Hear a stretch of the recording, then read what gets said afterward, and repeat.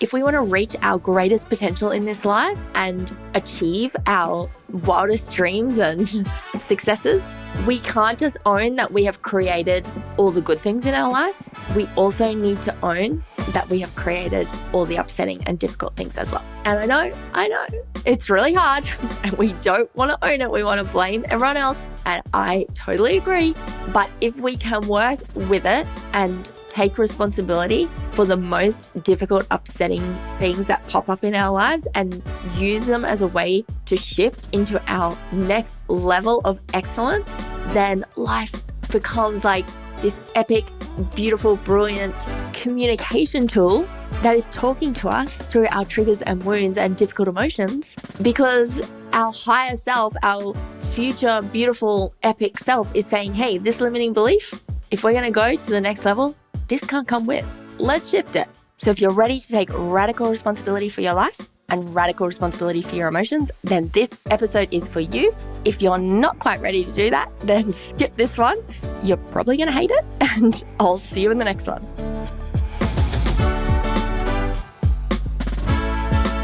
This is Empowering from Within, a show here to remind us how strong and excellent and valuable we all are, and that we all get to love ourselves and our lives no matter what.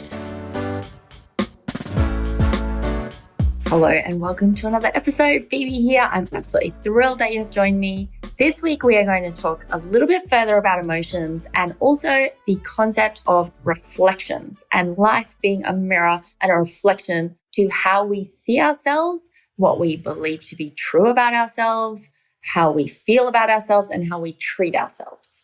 And reflections are such a brilliant tool because a lot of lovely, beautiful, spiritual, highly sensitive people often know exactly how to treat someone else and have the empathy and compassion to treat other people with consideration, thoughtfulness, respect, love. They're really good at like taking care of everyone else's feelings. However, they don't necessarily do the same for themselves. And so if you find that you may be someone who like is doing the most and being the best and being really, really, really nice to everyone, and you feel as if no one else gives you the same kind of consideration and love and value back, and you're like, why am I out here doing the most and no one else is like even noticing or respecting or valuing your contribution, then reflections will be your greatest bestie, best friend, because I am a person that has neglected my body, my emotions, my like different areas of my life, and thought that the most valuable thing I can do in life is to put other people first and stay focused on everyone around me. But the law of reflections is like the law of gravity, and the law of reflections does not let anyone get away from it. So basically, the law states that how you are towards yourself, how you treat yourself, what you think about yourself, what you believe about yourself to be true, will be mirrored back to you in all people, circumstances, and things around you. So here's a personal example. I am a person who has had a long road to loving their physical body, as discussed on earlier episodes. And I have often like nitpicked and been really hard on how my body operates and how it moves through the world.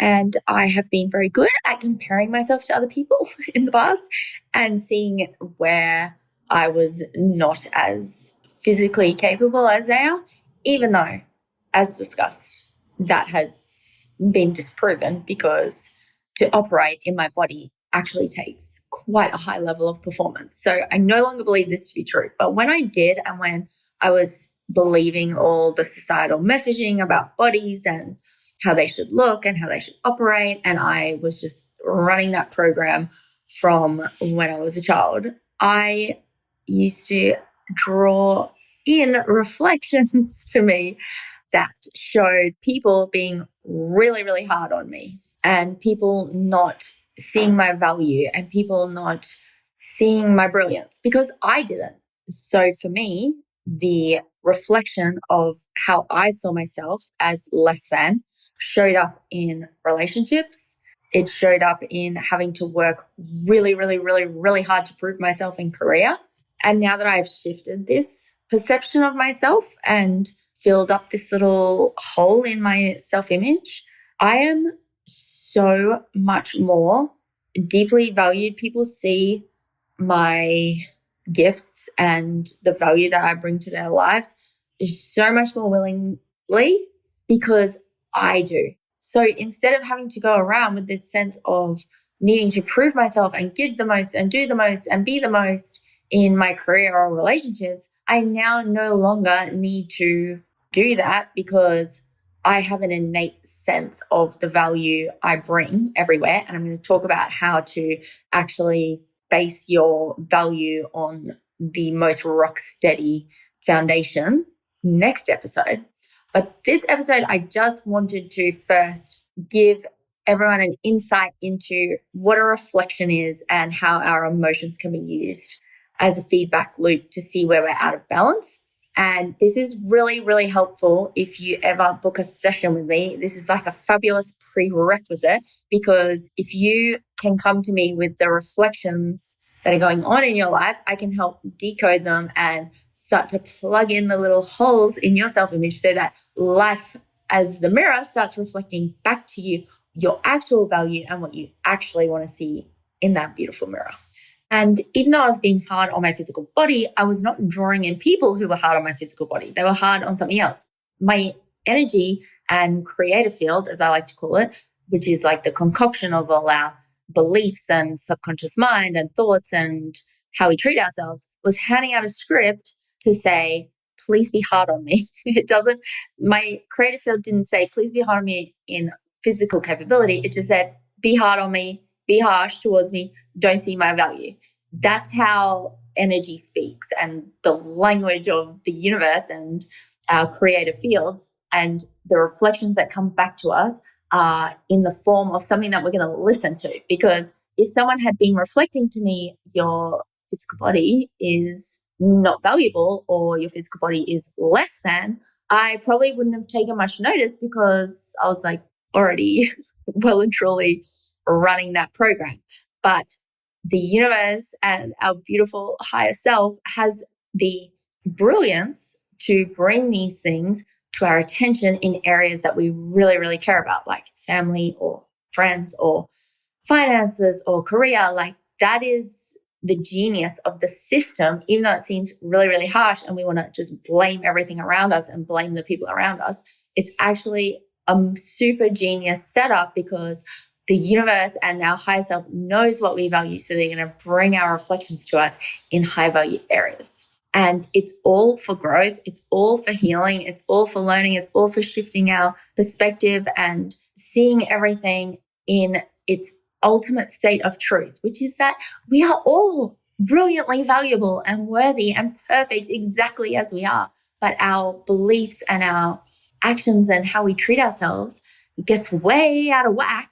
And when we lose seeing the perfection and the beauty and the value and unconditional love in our lives and our bodies and our selves, then there are two things that are going to be like the greatest big flags waving in our faces to get us back on track. One is our reflections, and kind of secondary but similar to that is our emotions about our reflections and how we feel about how people and situations and circumstances are being towards us. So this is why I talk about emotions and emotional mastery all the time, because it is genuinely the key to life. I think every single successful historical figure in the history of history has said the key to mastering our lives is to master ourselves. And as you have probably heard me say, there is nothing external that can make us feel some type of way that we don't already feel. There is nothing external that can fill us up, that can make us happy, that can give us the internal peace that we crave. The external is a reflection of our internal state of being. And our emotions are this brilliant, beautiful clue into how we are perceiving the world and to how we are feeling. And when you're having like a really big negative emotion, I have found that it is literally my body freaking out, going, hey, you are believing something that is not true, that is limiting, that is out of balance. And if we can start to work with our emotions, we not only feel so much more peace, so much more internally resourced and strong and courageous, like we can literally handle anything going on outside of us. But it also means we stop chasing and pursuing things to make us feel better that are never going to solve the underlying feeling. And I grew up in a household where there were no emotional tools whatsoever, like absolutely no shade to my parents. They gave me different gifts. Well, first of all, they gave me the gift of not providing me any emotional tools. And I would not have such a ferocious appetite to understand myself and the world and how to feel happy and fulfilled if they had given me all the tools I wanted on a red carpet. So shout out for what my parents did not provide, and shout out to what they did provide, which was a massive focus on education, which helped me be completely set up to value knowledge and information as one of the highest resources in life. So all that aside. And you might be saying, well, I'm pretty happy to have all my wounds and triggers just shoved down under the surface. And I hear you. I have been there. But the absolute freedom, joy, power, fulfillment, and peace that is cultivated by inner work is honestly the greatest reward I've ever come across in life, because you no longer feel like you are being thrown about in the wind of life and you have no handle or power over how you feel or your circumstances or the mood and attitude that you find yourself having when life is lifing at you all day long. So a couple of concepts, and it took obviously your ego and my ego is not going to enjoy this. You know, our egos are here to keep us safe and protected, and they don't want to admit fault or mistakes. So just know that if your ego is triggered, that is totally normal. We love our safety protector mechanisms. However, your ego would rather keep you in a familiar hell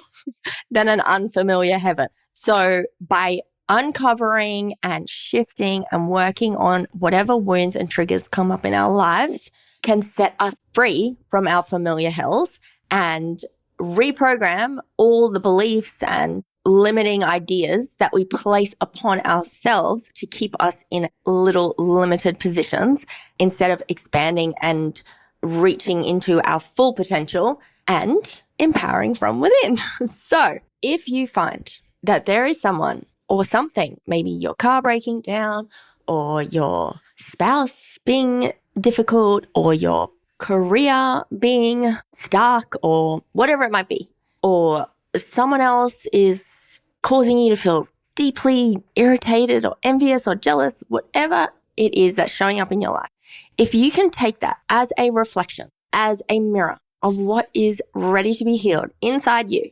then what tends to happen is that the irritating, critical, harsh, annoying, whatever the thing is, will either dissipate and no longer be that way towards you, or it may continue on, but it will no longer worry you whatsoever. You'll be completely unflappable when you undertake this reflections work. So let's say life is a mirror.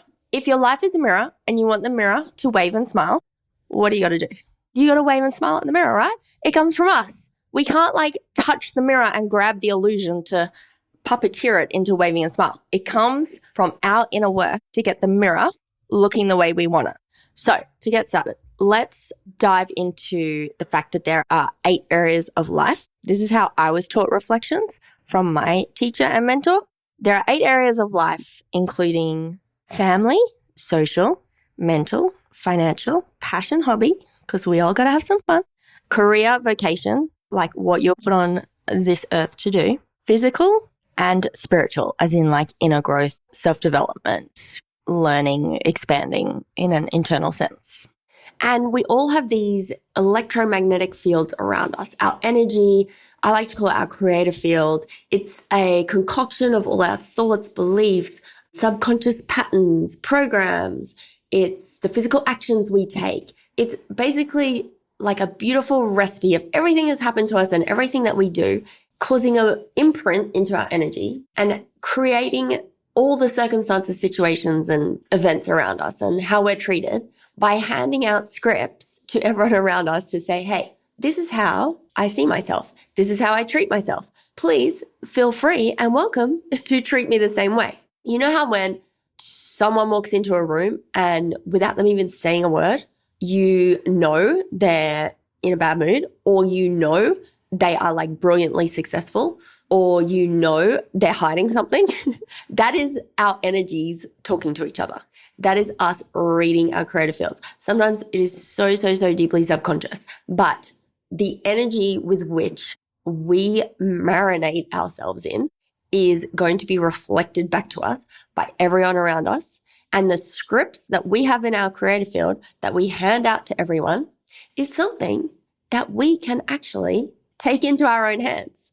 And I'm going to try and explain this through a story of 5 different people in 5 different cities with 5 different creative fields who all go to a coffee shop to meet a friend, and that friend does not show up, and they are sitting there waiting. And depending on their creative field and their background and experience and way that they treat themselves is how they will read that interaction.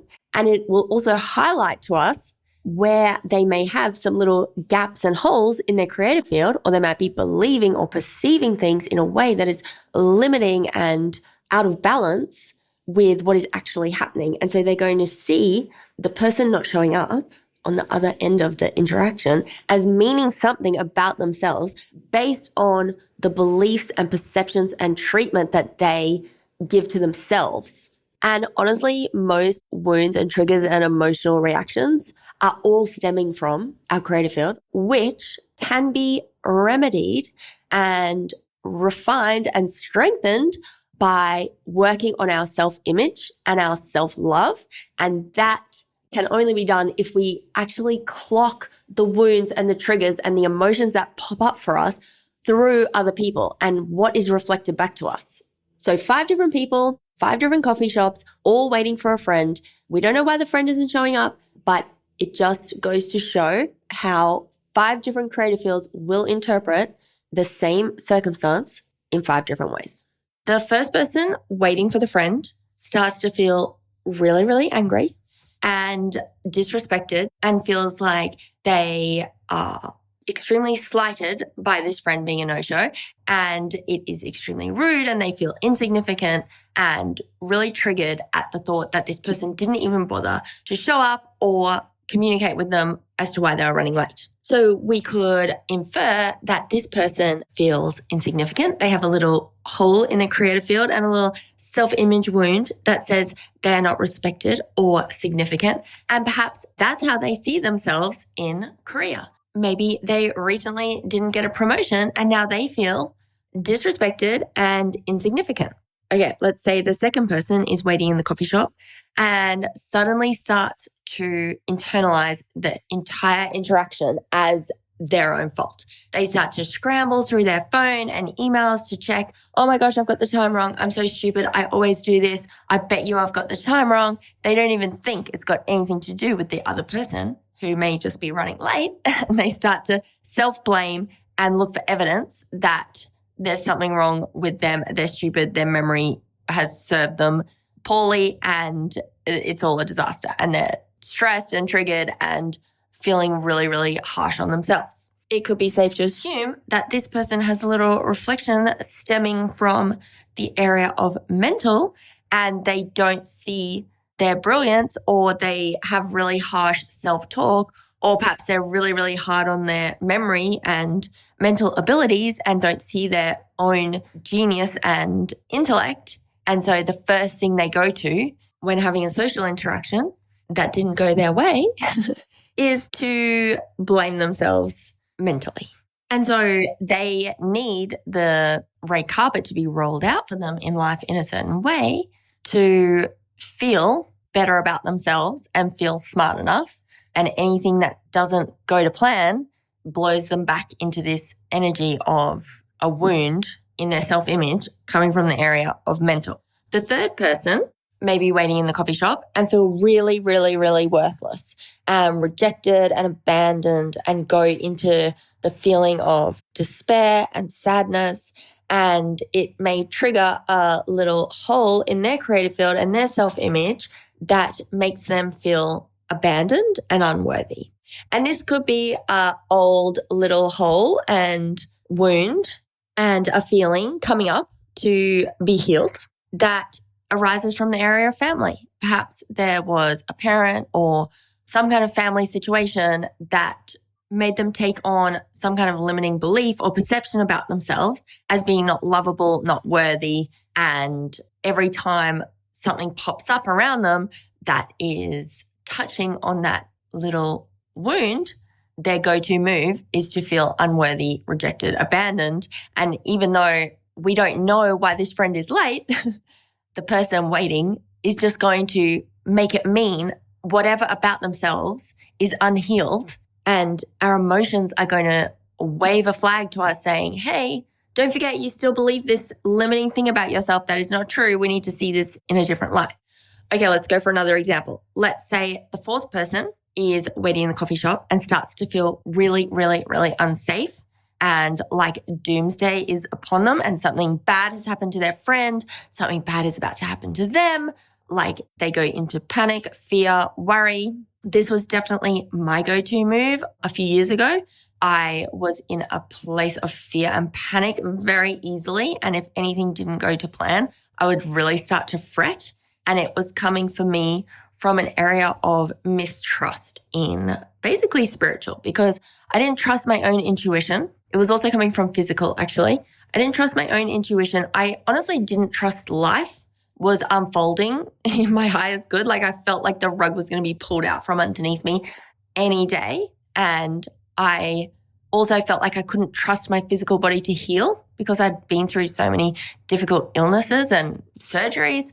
And so when I was able to shift that and see all the ways in which I could trust life and I could trust my body and get back into a place of balance in my perception about the safety of myself and my life, I no longer made people not showing up to things mean that terror was on the horizon. Okay, so let's say the fifth person has been doing all their internal work and shifting all their negative emotions and limiting beliefs, and their friend does not show up and they think, I hope they're okay. I'll give them 5 minutes and then I'll give them a call. And if they can't make it or they're running late, I'll just get on with my day. They don't make the lateness or the no-show or whatever is going on in the external world mean anything about them, who they are, or their value, their significance, their worth, their ability to be chosen, their level of safety, because their self-image is at a point where it is completely rock steady. Now, I'm not saying that we get to a place where we're completely free and clear of reflections. Reflections work is a lifestyle, and this person will probably go to the next event of their day and find a little trigger or a little emotion popping up ready to be cleared. But you can just see that like 5 different people, 5 different wounds or lack thereof can make a simple no-show at a coffee date mean wildly different things. And the mirror of their life, even though in reality, the person who is a no-show or who is running late or whatever is going on is probably having their own reflection. We then make it mean something about us, and it becomes just a big illusion of our wounds and triggers trying to make sense of the world around us, which is why we just save ourselves so much turmoil by constantly going within and not projecting onto the other person. Like, let's say I could have called the person and said, oh my God, is everything okay? Or the disrespected, insignificant wound person could have called and said, you know, how dare you, yada, yada. The person having the wound in the area of mental could have said, I'm so sorry, I'm such an idiot, I'm so stupid, blah, blah, blah, and created this whole narrative that was completely not based in reality. So going internal is the only way to go. Instead of pinning every feeling we have onto the external and saying this person not showing up is the reason I feel some type of way, we completely take our power back to master our emotions and our wounds and the things that we haven't healed. And when life is scratching and poking those wounds, we get to go inwards and shift them without everyone around us needing to roll out the red carpet and everything around us go to perfect plan in order to feel like we are okay and can handle our lives. And we don't need to interpret other people's behaviors as meaning that we are unworthy or insignificant or stupid or unsafe.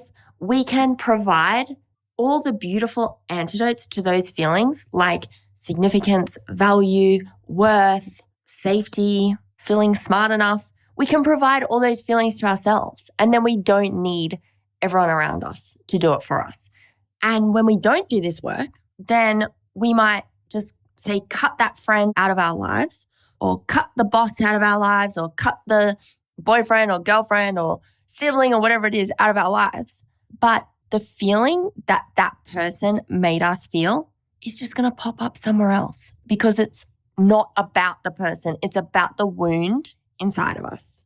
So as you can see, depending on everyone's particular concoction and recipe of their wounds and self-image is how we are going to interpret our lives and everything happening around us. Now, I can hear what you're thinking. Sometimes there are times when people or situations are actually rude or rejecting or angry, and that is making us feel sad or abandoned or like we're in trouble, which are legitimate examples of the external making us feel some type of way. I would challenge you, and this has been very challenging for myself, but the rewards are so deeply worth it because it is the definition of true empowerment. When you can see these things as a reflection of how you are making yourself feel or a feeling that is already there. Have you ever heard of the experiment where if there's two guitars in a room, if one guitar C string is plucked and starts to vibrate, the guitar on the other side of the room, their C string will also start to vibrate and they become like a resonant match of energy and movement. If someone is getting really angry at us, it usually means that we are an energy match to have someone really angry at us.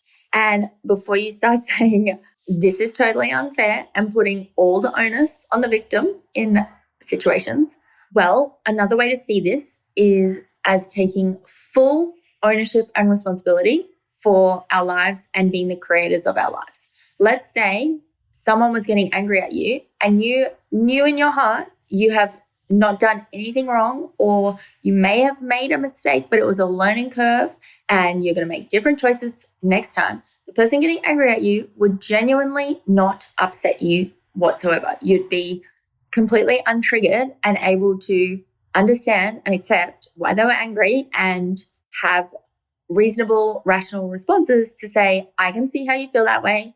I was doing my best and next time I'm not going to do X, Y, Z. Now, if you are triggered when someone's getting really angry at you, it is a reflection that you are angry at you. Again, no one can make you feel any type of way that you're not already making yourself feel. And usually the person getting angry at you is a reflection of what you are doing to yourself in another area of life. So let's say your boss is really hard on you, nothing is good enough, and they keep calling up your work and pulling out mistakes. And suddenly you now have a villain in your life as a reflection of how you are treating yourself. And this is a gift from life. I know it doesn't feel like it at the moment. It's so much easier to just call out this person and change jobs and cuss them out and blame the whole entirety of how you're feeling on this boss. However, the boss is playing this role because you have signed up to be on the other side of the theatrical performance, and you're a match to receive someone being angry at you because your energy is in the vibration of being angry at yourself. So you have drawn this villain to you to play this out so that you can become aware of it and shift it. So if the boss is a reflection, then the number one thing we need to do is figure out, before we attempt to shift how the boss is treating us, we actually need to go to the original cause of the reflection. And how to do that is to say, okay, I feel like my boss is being really unfair on me, getting angry at me over minor mistakes. Then look around your life and say, where am I doing that to myself? Where am I nitpicking myself? Where am I blaming myself for everything? And usually the area of life where the reflection is happening is an area of life we're really focused on. So we probably really care about our career. So the villain's going to pop up there as a very loving and supportive way of the universe showing you how you are treating yourself, because they knew they could get your attention here. And so a great thing to do is to look around the other areas of your life. Are you being self-critical and nitpicking and blaming yourself in your finances? Are you doing that to yourself in family? Do you feel like you haven't been that nice to your mum lately? Do you feel like you are really hard on your physical body and you're like not feeling good enough in your physical appearance? Are you feeling this way about your intellect or your memory? Are you being really, really hard on yourself and nitpicking yourself and cursing yourself for all the mistakes that you've made as a parent or as a sibling or as a child or as a friend? And here's the magic of reflections. You know, when life gives you those little synchronicities and those little magic moments and little clues and signs, and you're like, I am excited to be alive. This is the beauty and the magic of reflections, because once you find the original root cause of how you're doing that to yourself or someone else, and you are beating yourself up about it, and you go and shift that, and you start to take physical actions that are the opposite of what you don't like, or if you start to, say, treat your body with the respect that it deserves, or listen to your mom a little bit longer, or see how you could understand why you're acting certain ways with your finances or whatever it may be, and shift back into balance in the original area, the reflection will either completely shift and clear like magic, and your boss will suddenly start saying to you, hey, you're doing a really good job on this assignment or whatever it may be. Or your boss will continue to be a jerk and it will not faze you whatsoever, because you stand by your work, you know your work is good, you've cleared up the reflection, so you're no longer doing it to yourself, and you're no longer out of balance and feeling emotional when anyone is being hard on you, because you're like not in that energy of not you too now being hard. I've already been beating myself up about my body or my family or whatever it may be, and now my boss is at me. Suddenly you feel back into balance. You can see clearly that your boss is angry, and you can handle the nitpicking of the work that you're doing because it doesn't trigger you. You can literally just take it as feedback, change your work, not get emotional. And that guitar string of your energy being a match to someone being really hard on you and angry at you is no longer resonating with your boss's energy. And so either they don't do it anymore or it doesn't worry you whatsoever. So once you start to unravel your reflections in life and trace them back to an area of life where you are treating yourself in certain ways to become a match to be treated by other people the same way, not only do you see that your emotions are this wonderful roadmap into where you're out of balance and where you can be treating yourself or others in a more balanced way, more respectful way, more valued way, whatever it may be. But also you start to see the positive reflections of life, and you can start to hack the system a bit by understanding that how we treat ourselves and others is going to be mirrored back to us. And we can see that treating ourselves and all areas of life and treating the people around us in the most loving, respectful, balanced way is the greatest carrot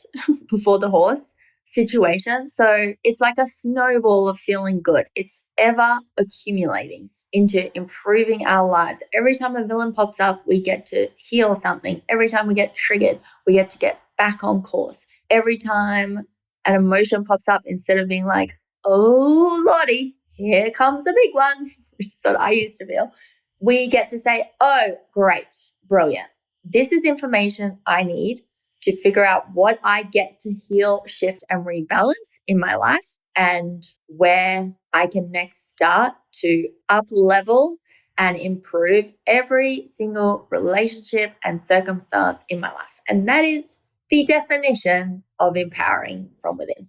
And so there are tools to rebalance and shift reflections. So let's say, as you can imagine, if you are getting a reflection at work and you trace it back to your boss is treating you in a way that you are treating yourself as a parent, let's say, and you're like overly critical of how you're parenting your kids, you feel like a bad mom, you've got guilt, whatever it is, you can start to either like journal or just mentally think about how you are actually a brilliant mom. Start to rebalance how maybe you're working a lot and not around as much as you'd like to be for the kids. Well, you're still providing, right? I'm sure the reason you're going to work is to create a better life for your family. I'm sure there are moments where you said the perfect thing to your child, you supported them, you were available, you did a brilliant bedtime, you got them everything they needed.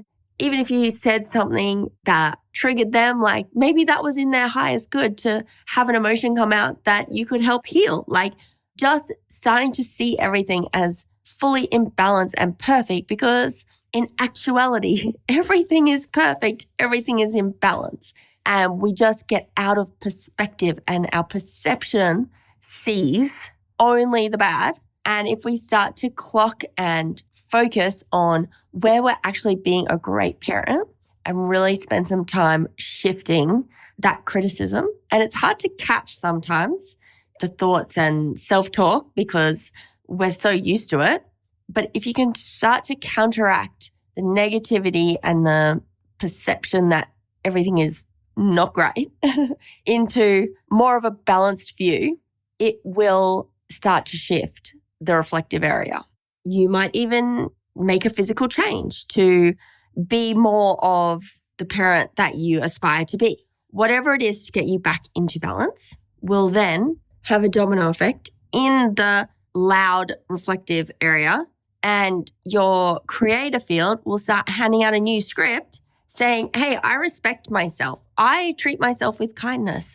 I take care of my emotions, whatever it may be. And you'll start to have more positive reflections, reflecting the new, better scripts that you are working on to hand out to all areas of your life. So instead of your energy reading, I feel guilty, I feel bad, I'm a bad person, I'm doing a terrible job, which is the tape that might have been running in the area of family, you now have a new script that says, hey, I'm doing my best. I treat myself with compassion and kindness when I don't always get it right. I care about the kind of parent I am, and I respect myself enough to not continually shit on myself mentally. And that will translate to people seeing those qualities in you and treating you with the dignity, respect, and compassion with which you treat yourself, and reading the new scripts that you have implemented into your electromagnetic field / energy / creative field.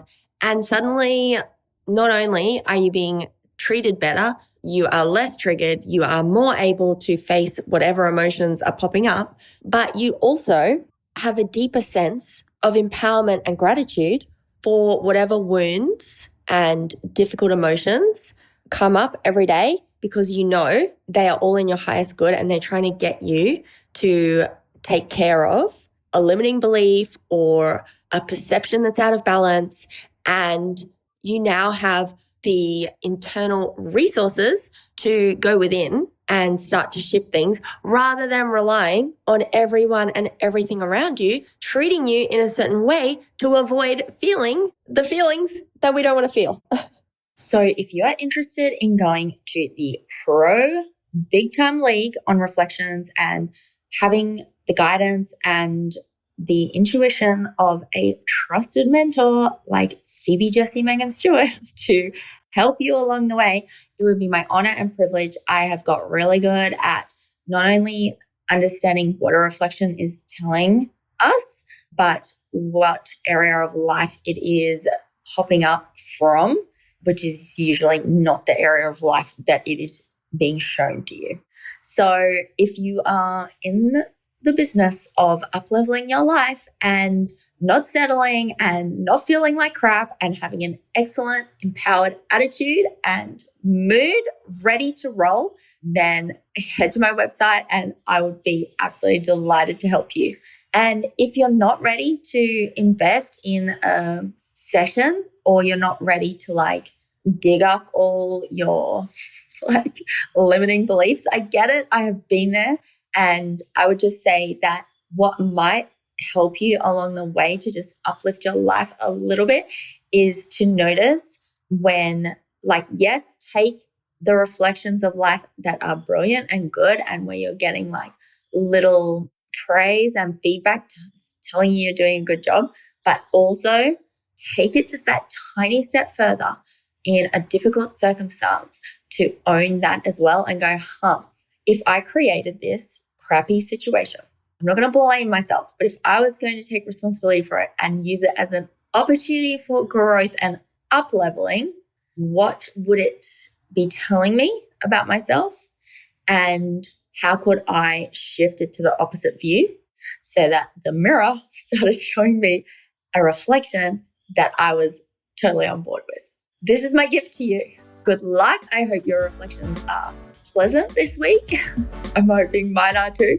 Reflections, even though they feel like pain in the neck, they are actually getting us to our best life ever. They are getting us to shift all the crappy old stuff we no longer need to believe about ourselves. And I hope one day they are your best friend like they are mine.